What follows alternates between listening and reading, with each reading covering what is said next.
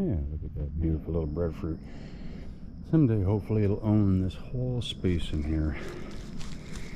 And actually, today I wanted to talk about removing some of our invasive trees here in Hawaii in a passive way. If you have the room to do it, or it's safe to do it this way.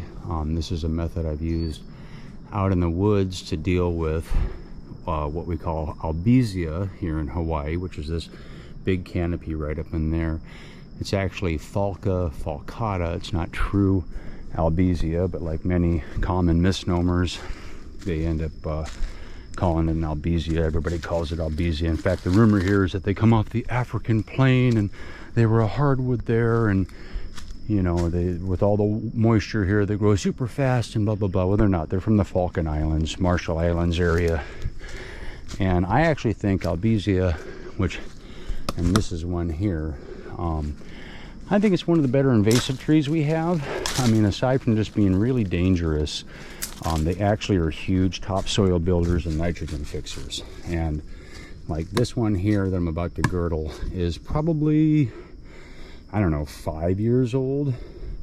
And you know, you're looking at the size here, maybe even 3 or 4 years old, really. These grow so fast. And you know, after 10 or 15 years, this will be like 5 feet wide, you know. So it's a lot of soil, high compression strength to the timber, good chopsticks. It's kind of like balsa wood, really light but also really strong. Probably be good for airplane, you know, wooden airplane use and stuff like that. But here the branches rip off suddenly, and that can be really, really dangerous. So when we girdle these, you want to get them a little younger. This is maybe maxing the age, or if you're not in an area where you're going to get in trouble with the branches falling down on you or your structure or something, or your car, you can do this as I've done in the woods to just kind of take care and clean up my area. So the thing with albizia is you want to do about a 1 foot wide girdle, right? So that's a little more than a foot, but the main thing is that cambium layer. You got to get down to the cambium layer and cut it off. Now, one of the things that a lot of people would do, they just cut the whole tree down, right? But I've found over the years that that's actually counterproductive, because when you cut the whole tree down, it's just going to sprout a million bases from down here, and if you don't come back to it, it will recover and it will grow back. Kind of like these little guava sprouts here from a guava that I cut down when I first planted these coconuts, right? But I cut them all the way and they come back like Medusa's heads, and if they go unchecked, they will come back. So same thing with albizia, but the trick is you just girdle them, and then the rotten upper tree will, it seems to like infect the base, and so maybe you'll get the smallest attempt to come back. But for the most part, if you leave the tree on the root base, it's going to end up killing it. You might get some regrowth, but then that regrowth is probably going to abort, or at least be way more minimal than if you actually just cut the tree down in its entirety and let it start again.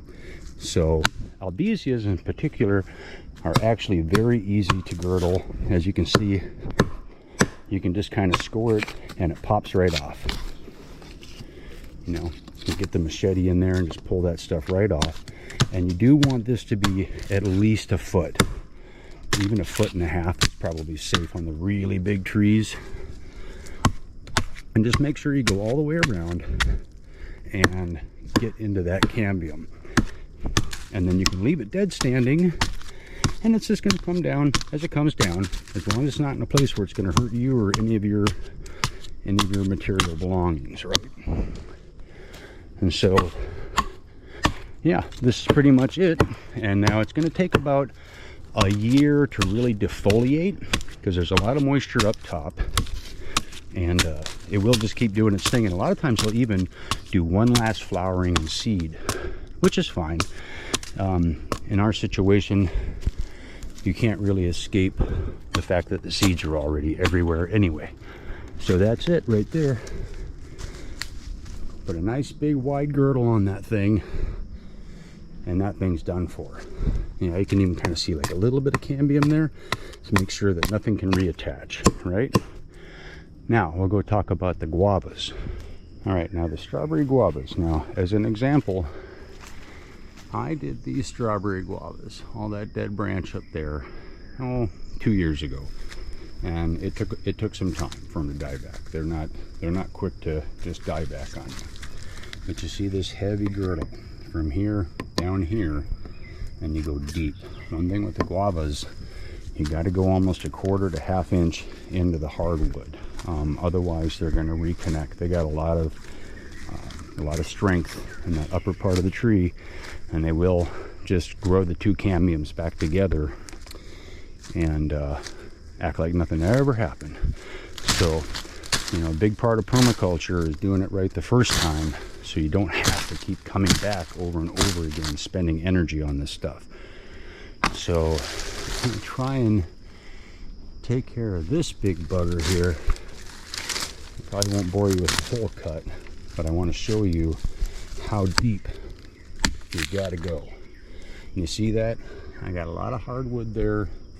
The cambium is maybe just there on the outside, that little bit of green, but that's not enough. You want to go take full chunks of the actual inner bark, inner wood off, right? So, and also long.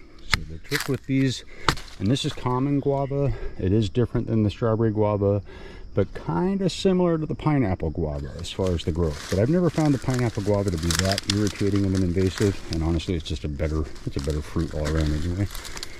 So yeah, same thing, but deep. Guava's got to be deep, and once again, it's going to take about 2 years for this thing to die back. But I will say, from looking at my compost piles, which I'm surrounded by here, after 2 years of full weather exposure sitting with compost on top of them, the old set guavas like this, common guava, or no, this is not common guava, this is strawberry guava, these guys.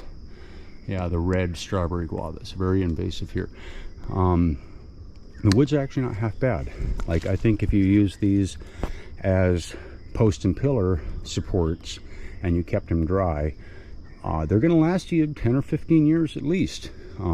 We do have some little boring beetles that we call 6 to 9 beetles, and they can drill numerous holes in this and make all this frass and sawdust, but they're not really like termites. I think they're just going in and laying some eggs or eating the sugars on the inside or something, I'm not sure. But so either way, you know, if you needed to use it, then it's probably not that bad of a wood, especially if you're keeping it dry.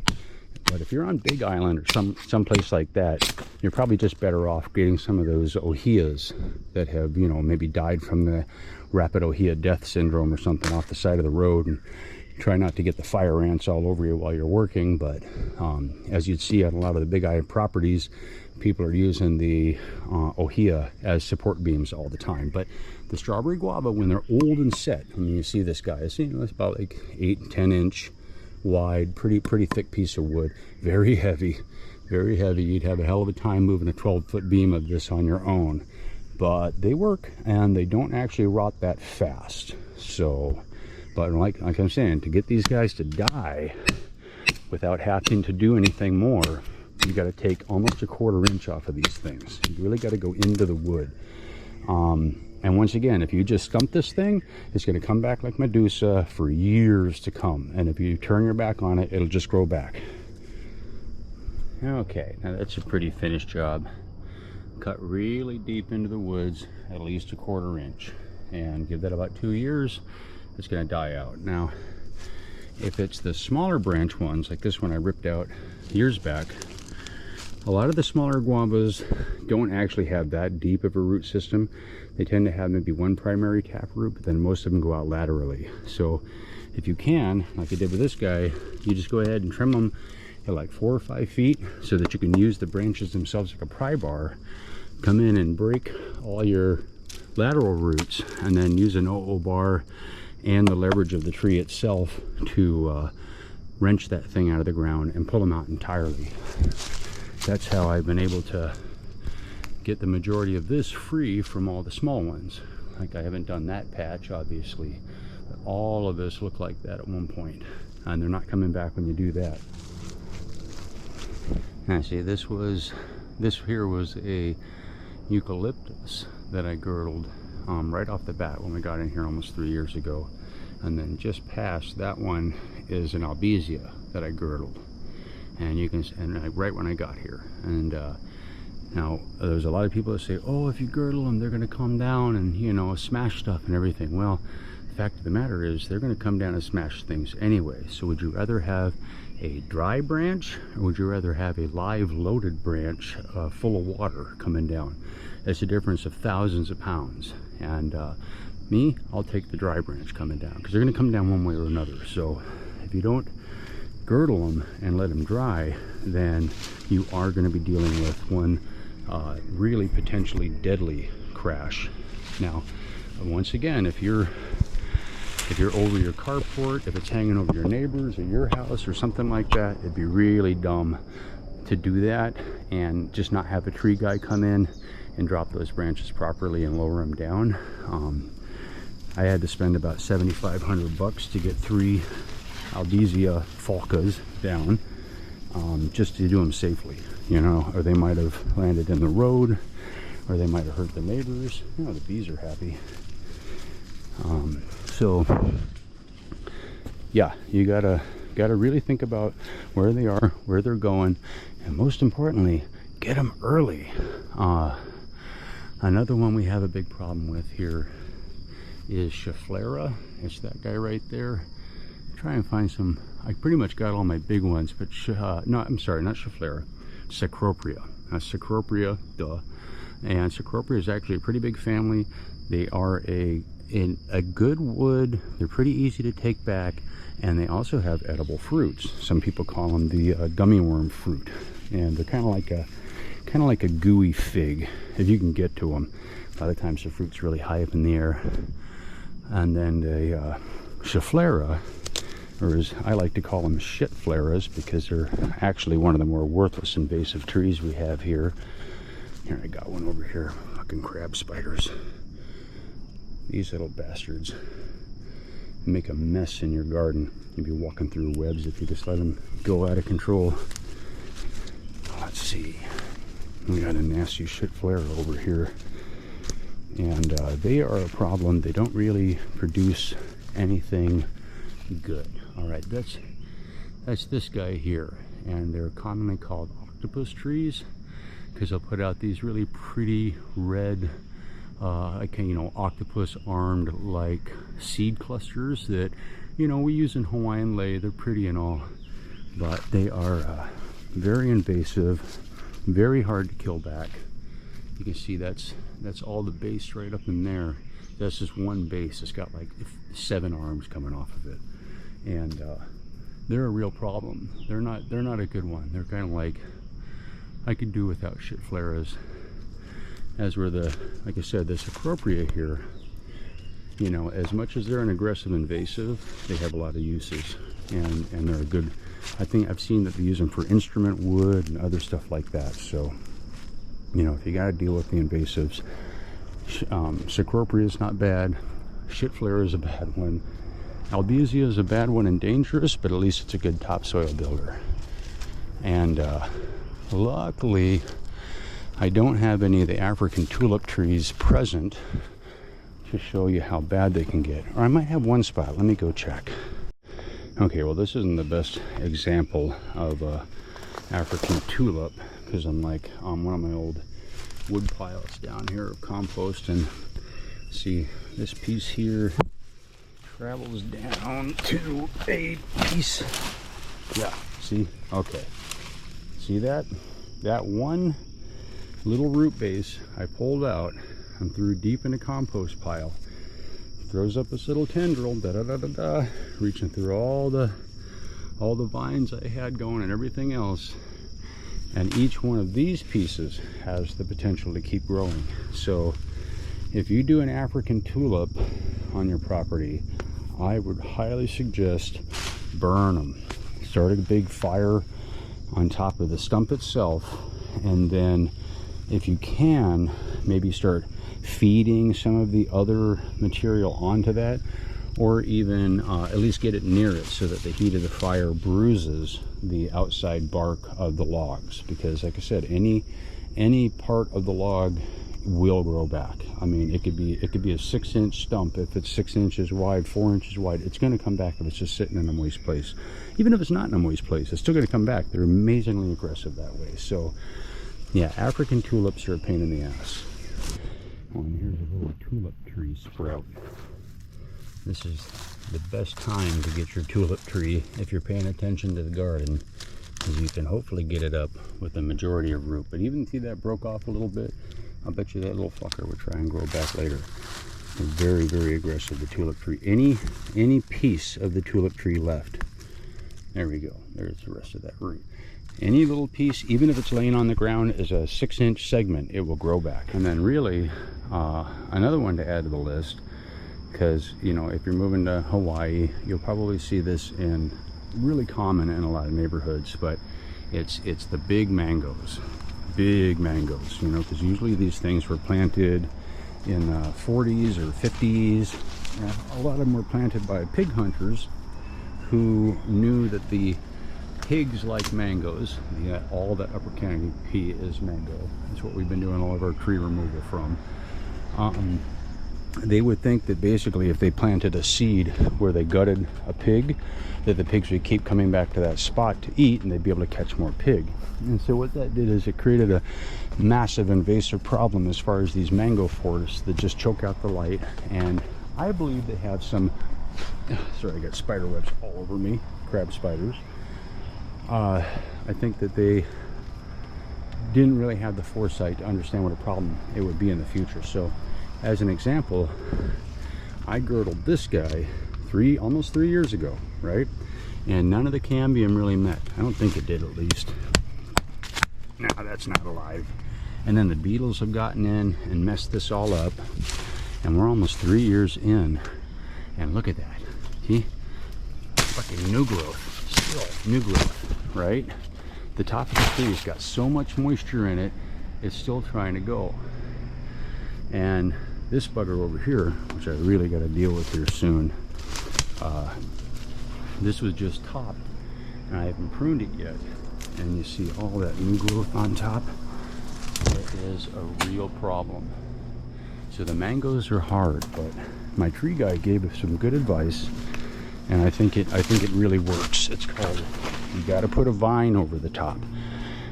He noticed over the years that if you cut the tree, 12, 15 feet, just to make them safe, so you're not getting killed by these things. See, this is another one that's pluming on top that I'm gonna have to deal with.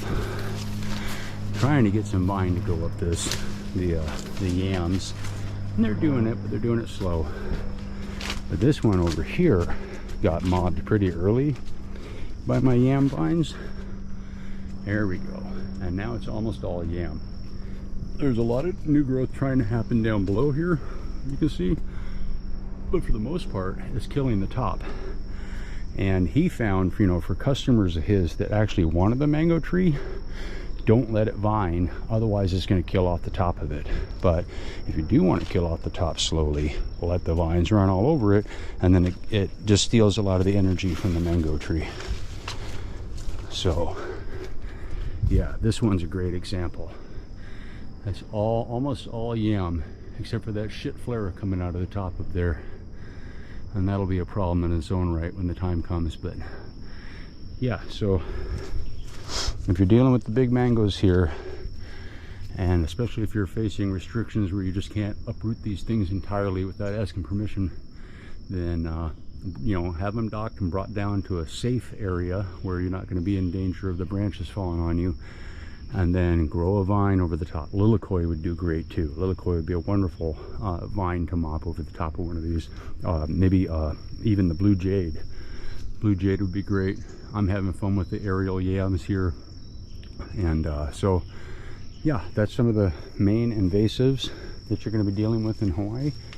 And the passive, kind of permaculture way of getting those things taken care of, where you're not wasting a bunch of money and a bunch of time. Because let's face it, You know, albizias, especially the falcas, $5,000 a tree is pretty normal price. $5,000 a tree.